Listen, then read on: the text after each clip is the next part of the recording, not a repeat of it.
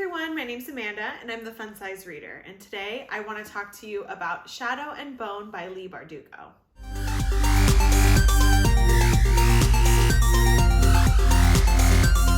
So this review is a little bit late coming because I actually read this book last year.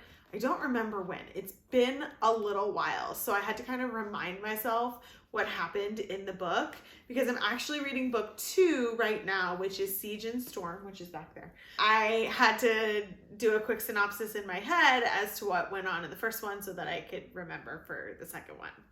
So Shadow and Bone is actually really exciting because today on Netflix, the show is being released. The first season, I think, is starting, and that was one of the reasons why I wanted to keep reading the books, was because I wanted to go back and watch the show now and see what I liked, if it was different, and if I liked the book better, which I usually do. Shadow and Bone is the first book in the Grisha verse, which is kind of the universe that Leigh Bardugo has created in YA fantasy. And basically it's about this girl named Alina and her best friend Mal, and they are born into this world where there are people who have magic and there are people who don't.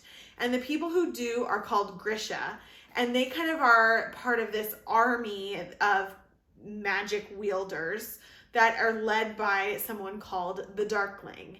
And then everybody else, lives in the world, but there's also a different army of the soldiers that don't have any powers.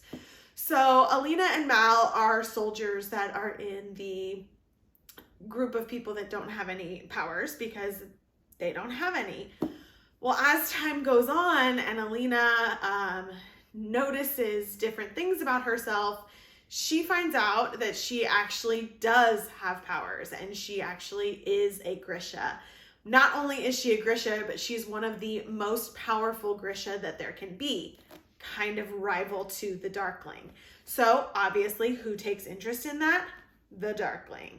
It kind of goes from there in her developing her power, and the story evolves where she's trying to find an amplifier for this power to be able to use it more successfully. And the Darkling is kind of the person behind her doing that. I think it's a really, really good starter fantasy book because there's world building, but it's not too intricate. There's magic, but it's not really unbelievable.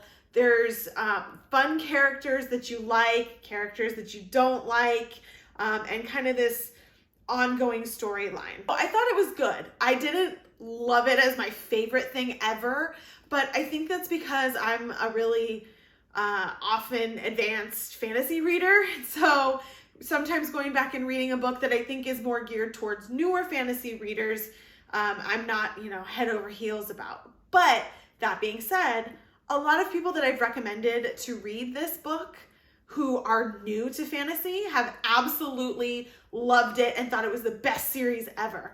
So if that's you, I definitely recommend reading it.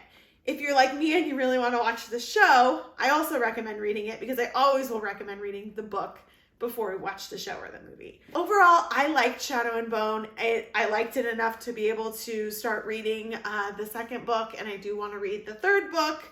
And what's kind of cool about this series is that, yes, there's a series of 3, but Leigh writes other books that are also in the Grishaverse. So it's different characters, but it's the same world. So we understand the same things that we've learned in the first 3.